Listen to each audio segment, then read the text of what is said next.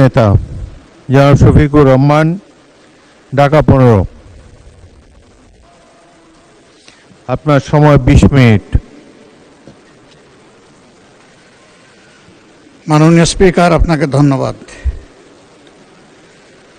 আমি আমার মূল বক্তব্যে যাওয়ার আগে একটু কৈফিয়ত না দিয়ে পারছি না। আমাদের সরকারি দলীয় সম্মানিত সংসদ সদস্যবৃন্দ বক্তব্য রাখার সময় কিছু বিষয় আমাদের দিকে ইঙ্গিত করেছেন, যেটার জন্য আমরা উপযুক্ত নই এবং দায়ী নই বলে মনে করি। একজন মাননীয় সদস্য বলেছেন, মব কালচার সৃষ্টি করার অতীত ইতিহাস আমাদের আছে এবং এখনো করতে চাই। যদি এটা আমি শুনে থাকি আর এটাই সঠিক তিনি বলে থাকেন, আমি বেদনার সাথে তার তীব্র প্রতিবাদ করছি।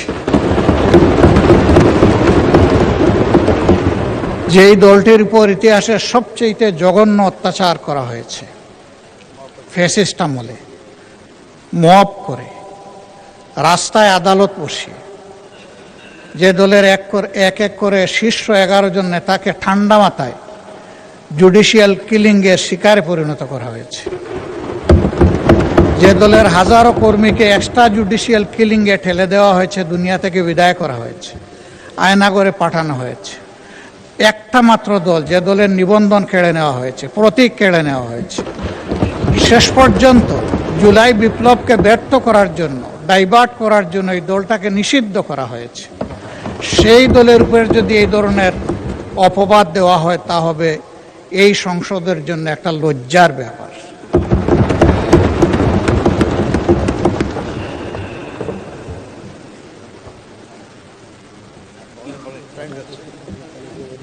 মাননীয় স্পিকার, আমার 3 মিনিট চলে গেছে, আপনার দিকে খেয়াল করতে 3 সেকেন্ড, এই টাইম পাবো ইনশাল্লাহ। এখানে আগে বলেছিলেন একজন সংসদ সদস্য যে আমরা সংবিধান ছুঁড়ে ফেলার কথা বলেছি। এই মহান সংসদকে সাক্ষী রেখে বলছি, আমাদের কেউ কখনো এই কথা বলে নাই। আমরা এই সংবিধানের পরিবর্তন চেয়েছি, যাতে একটি ন্যায়ভিত্তিক, ইনসাফ ভিত্তিক সমাজ কায়েম হয়, ফ্যাসিবাদ মুক্ত একটা দেশ আমরা পাই, সমাজ পাই, শাসন পাই। সেই জন্য আমরা কথা বলেছি। বরঞ্চ যারা বলেছেন তাদের অনেকেই দফায় দফায় এই কথাগুলো বলেছেন।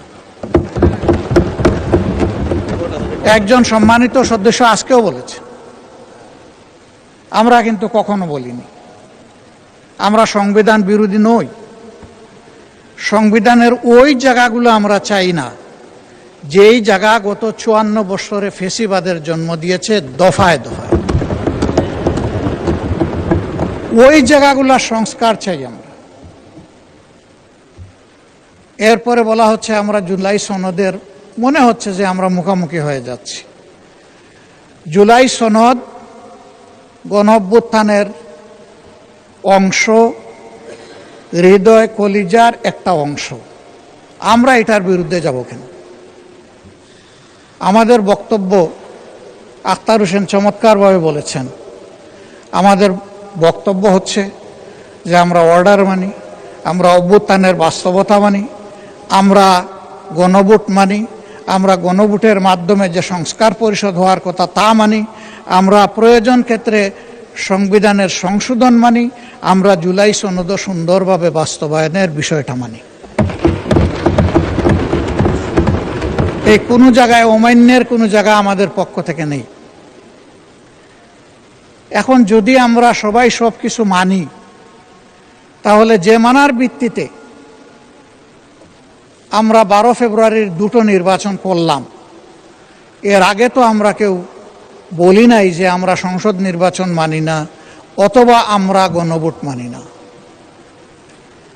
এখানে যারা আজকে আমরা আছি এই সংসদের ভিতরে, মহান সংসদে, তারা সকলেই গণভোট এবং গণভোটের হার পক্ষে কথা বলেছি।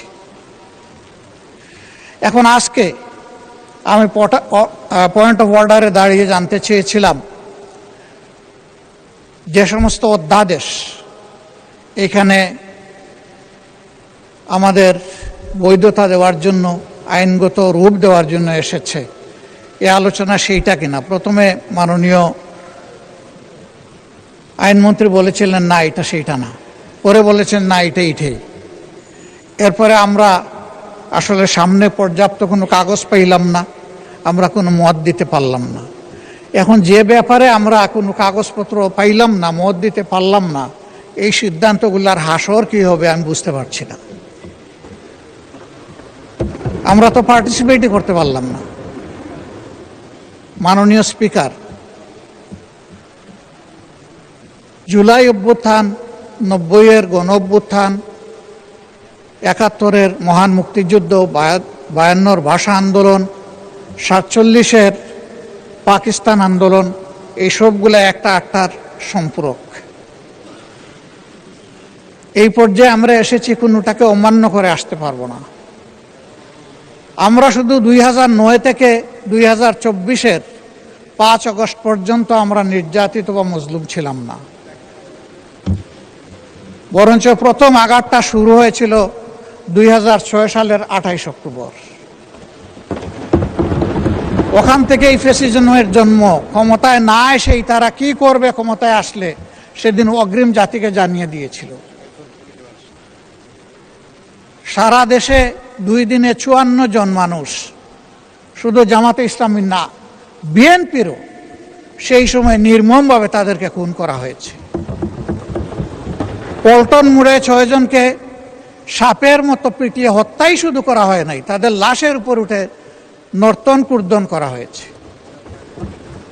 গোটা বিশ্ববাসী স্তম্ভিত হয়েছিল, হতবাক হয়েছিল সেদিনকার দৃশ্য দেখে।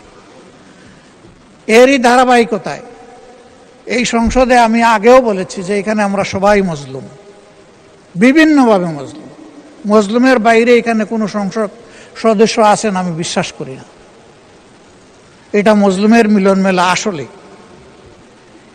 এই জায়গায় আমরা চাচ্ছি আগামীর একটা বাংলাদেশ এমন হোক যেই বাংলাদেশে আর কোনো আইন এবং সংবিধানের দোহাই দিয়ে কোনো ফ্যাসিবাদ ফিরে আসবে না। ফ্যাসিবাদের দাফন করতে চাই আমরা। এই জন্যই আমরা বলি যে একটা নতুন বাংলাদেশ দেখতে চাই। এই নতুন বাংলাদেশের মানে এই না যে এর ভৌগোলিক সীমারেখা বদলে যাবে, এর ফ্ল্যাগ বদলে যাবে, এর সব কিছু বদলে যাবে। নো, যে সমস্ত আইন, সংবিধানের যে সমস্ত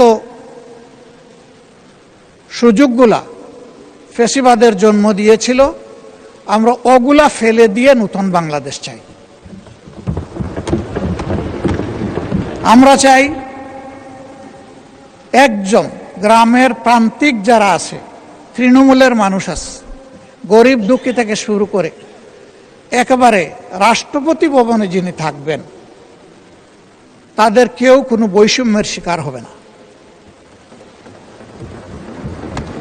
তারা সবাই সাম্যের ভিত্তি তাদের ন্যায্য পাওনাটা পাবেন নাগরিক হিসাবে। আবার কোনো পদ পদবি, দলীয় পরিচয়, ক্ষমতার গরম কোনো কিছুর বলেই কোনো অপরাধ করেও যেন কেউ পার না পায়, সেই বাংলাদেশটা আমরা চাই। এই বাংলাদেশ গঠনের জন্য ইন্টারিম গভর্নমেন্টের সময় 133টি অধ্যাদেশ জারি করা হয়েছে। এইটা নিয়ে যে কমিটি হয়েছে তারা বিস্তারিত আলাপ আলোচনা করেছেন। আমরা আবারও দাবি করছি তার পূর্ণাঙ্গ রিপোর্ট আমাদের সামনে আসুক।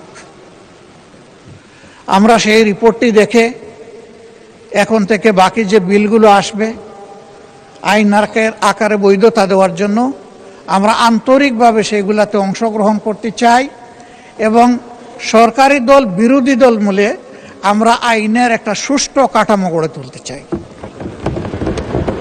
আমরা এর বাইরে যেতে চাই না। এখানে আমাদের কোনো এইটা নিয়ে কোনো প্রতিদ্বন্দ্বিতা নাই, প্রতিযোগিতা নাই, বরঞ্চ এইখানে সহযোগিতা থাকা দরকার।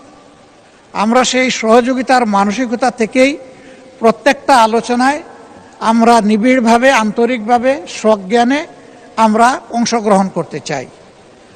আমরা আশা করি আপনার মাধ্যমে এটা পাব। আমরা এই বাংলাদেশ অনেক দুঃখী মানুষের। মাননীয় আইনমন্ত্রী তিনি যথার্থই বলেছেন বিএনপির নেতাকর্মীদের বিরুদ্ধে, আমি মামলা সঠিক সংখ্যা বলতে পারবো না, তবে হিউজ মামলা দেওয়া হয়েছে, এই ব্যাপারে কোনো সন্দেহ নেই। আমি বলবো শুধু বিএনপি না, সেই সময় বিরোধী দলে যারাই ছিলেন, যতগুলা দল ছিল, সবাই কিন্তু নির্যাতিত হয়েছে। এবং আমাদের বিরুদ্ধেও হাওয়াই মামলা কম দেওয়া হয় নাই।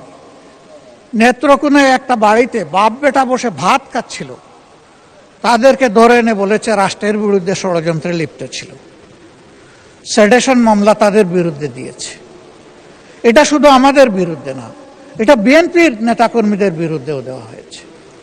এই আন্দোলন করতে গিয়ে আপনারা মাঝে মাঝে সরকারের হয়তো বা কিছু পারমিশন পেয়েছেন, সরকারি দল এখন যারা আছেন, আমাদেরকে তো কোনো পারমিশনই দিত না। জীবনের ঝুঁকি নিয়ে যা নিয়ে পেরেছি আমরা রাস্তায় নেমেছি। অন্যায়ের, অপকর্মের আমরা প্রতিবাদ করেছি, জুলুমের প্রতিবাদ করেছি। আমরা যখন এই ধরনের কোনো কর্মসূচিতে নামতাম, আমরা ধরে নিতাম যে আজকে আরো 2-4টা মামলা হবে, আজকে আরো কিছু লোক আমাদের চলে যাবে ওদের হাতে এবং তাদের উপর বর্বর আক্রমণ চালানো হবে। সেটা হয়েছে। আমি এই জন্য শুধু রাজনৈতিক দল না, আলেম ওলামা থেকে শুরু করে দেশের সিভিল সোসাইটি, সাংবাদিক, দেশি বিদেশি, প্রবাসী যারাই আন্দোলনে অবদান রেখেছে, আমি মনে করি কোনো না কোনো ক্ষেত্রে তারাও নির্যাতিত হয়েছে। আমরা জানি এরকম একজন সাংবাদিকের কথা, তিনি আমেরিকায় থাকেন, করক সরোয়ার। তিনি সেই সময় সরকারের অপকর্মের দলিল তুলে ধরতেন, ঝাল মিটিয়ে তার বোনটাকে ধরে নিয়ে তার উপর অমানসিক নির্যাতন করেছে। আমার যদ্দূর তার নামটা মনে পড়ে, ডাক নাম ছিল রাখা। এরকম দেখা গেছে বিদেশে বসে তার ন্যায্য মত প্রকাশের অপরাধে দেশে থাকা তার আত্মীয় স্বজনের উপর তারা চরম জুলুম করেছে। আমি বলবো যে মুষ্টিমেয় একটি পরিবার, একটি গোষ্ঠী ছাড়া গোটা বাংলাদেশ সেদিন ছিল মজলুম। আর কারাগার 64 জেলায়, শুধু 64টা না, আর কাশেমপুরে আরো বাড়তি 4টা না, বরঞ্চ সারা বাংলাদেশটাই ছিল একটা কারাগার। কোনো কোনো সময় জেলের ভিতরে দীর্ঘ সময় থেকেছি, বছর 2 বছর। এখানে অনেক সংসদ সদস্যবৃন্দ আমরা একসাথে ছিলাম। সেই সময় দেশের বিষয় আশয় নিয়ে চিন্তা করতাম, নিজেদের সুখ দুঃখ ভাগাভাগি করতাম। ওই সময়টা আমাদের মাঝে কোনো বিরোধ ছিল না, কোনো ডিভিশন ছিল না। আমরা সবাই ছিলাম, আমাদের অবস্থান ছিল বাংলাদেশের পক্ষে, আমরা বাংলাদেশি। কিন্তু আশ্চর্য, এরপরের অধ্যায় দেখি এখন বদলে গেছে। আমরা এক একজনকে ঠেলে বিনা টিকিটে এক দেশ থেকে আরেক দেশে পাঠিয়ে দিই। টিকিট ছাড়া যাবে কেমনে? টিকিট নাই, ভিসা নাই, চলে যাও অমুক দেশে। আসলে এই ধরনের তৎপরতা আমি করলে ওইটা অন্যায়, অন্য কেউ করলে ওইটা অন্যায়। আমি এটা নিন্দা জানাই। এই সংস্কৃতি বন্ধ হওয়া উচিত। সবই যদি অন্য দেশের দালাল হয়ে যায়, তাহলে এই দেশের নাগরিক হবে কে? আসুন ওই পথ আর দুষাদিশি রাশারাশি ছেড়ে আমরা সবাই এই দেশের হই, জনগণ হই, দেশপ্রেমিক হই। আমি বিশ্বাস করি সকলের অন্তরে দেশপ্রেম আছে। এই অপচর্চাটা বন্ধ হওয়া উচিত। আমি প্রথম দিনই মাননীয় স্পিকারকে অভিনন্দন জানাতে গিয়ে অনুরোধ করেছিলাম যে এই মহান সংসদে আমরা যেন আর এখানে দাঁড়িয়ে কারো চরিত্র হনন করে একটা সেকেন্ডও নষ্ট না করি। এবং আমি আপনাকে অনুরোধ করেছিলাম আপনি এটা এলাও করবেন না। আমি আবার আজকে এটা আপনাকে অনুরোধ করি। এই সংসদ পরস্পরের চরিত্র হননের জন্য নয়। এই সংসদ জাতির দিক নির্দেশনা দেওয়ার জন্য, আগামীর বাংলাদেশ, প্রত্যাশার বাংলাদেশ, যুব সমাজের বাংলাদেশ, মা বোনদের জন্য, নারী সমাজের জন্য একটা নিরাপদ বাংলাদেশ, শিশুদের জন্য বেড়ে ওঠার নিরাপদ বাংলাদেশ আমরা গড়তে চাই। এই দেশটা যদি গড়তে হয়, তাহলে আমরা আবারও অনুরোধ করব, যে গণভোটটায় আমরা সবাই রাজি ছিলাম, হ্যাঁ বলতে আমরা সবাই মিলে এখানে ক্যাম্পেইন করেছি, আসুন কোনো বিতর্ক ছাড়া এই গণভোটটা আমরা মেনে নিই। ওই গণভোটের ডিরেকশন অনুযায়ী আমরা যে সংস্কার পরিষদটা গঠন করার কথা, সংবিধান আইন মানুষের জন্যে, আমরা স্বীকার করেছি সবাই সব কিছু আইন মেনে আজকের এই জাতীয় সংসদ গঠিত হয়নি, এই পর্যায়ে আমরা এসে উপনীত হইনি। আমরা আইনের কম্প্রোমাইজ করেই এখানে এসেছি এবং কম্প্রোমাইজ করেছি আমরা দেশ এবং জনগণের স্বার্থে। যদিও সময়সীমা চলে গেছে, আমরা যদি মাইন্ড ওপেন থাকি তাহলে আমরা মনে করি এখন রাস্তা বের করা সম্ভব এবং সেই রাস্তা বের করে আমরা এগিয়ে যাই। যতটুকু সংস্কার হওয়ার সংস্কার হবে, যেখানে সংশোধন হওয়ার সংশোধন হবে। আমরা সংশোধন বিরোধী নই, আবারও একেবারে স্পষ্টভাবে আমি জানিয়ে দিচ্ছি। এবং সংবিধান সংশোধনের কাজটা এবং আইন রচনার কাজটাই তো আমাদের কাজ। এই কাজে আমাদের পূর্ণ সহযোগিতা পাবেন। এটি একটি রুটিন কাজ, এটা আসবে, এটার জন্য আলাদা নোটিশ এবং প্রস্তাব আনার কোনো প্রয়োজন আছে আমি মনে করি না। আর যে প্রস্তাবটা এখানে আলোচিত হচ্ছে, এখনো আমরা জানতে পারলাম না অনুরূপ আরেকটা প্রস্তাব 30 তারিখ যেটা উত্থাপিত হয়েছিল মার্চ মাসের, সেটা আর কি হলো। সেইটা যদি কোনো কিছু না হয়ে থাকে তাহলে পেন্ডিং একটা বিষয়ে প্রস্তাব থাকা অবস্থায় আরেকটা মুলতবি প্রস্তাব আসতে পারে কিনা আমি এই কার্যপ্রণালী বিধি পড়ে এটা বুঝতে পারি নাই। যেহেতু আমি নবীন সদস্য, আমাকে একটু বুঝিয়ে দিলে আমি খুশি হব। আদৌ এই ধরনের কোনো সুযোগ আছে কিনা, যদি না থাকে তাহলে এই প্রস্তাব এখানে আলোচনার কোনো দাবি রাখে না। আলোচনা হয়ে গেছে, আমরা এটা ফিরিয়ে নিতে পারবো না, কিন্তু আলটিমেটলি আমি অনুরোধ করব, আমি বিশ্বাস করি এটার কোনো সুযোগ নাই, এটা যেন কগনিজেন্সে নেওয়া না হয়। মাননীয় স্পিকার, সময় আপনার হাতে কিছু বাছাইয়া দিয়ে আমি বিদায় নিচ্ছি। ধন্যবাদ আপনাকে। আসসালামু আলাইকুম।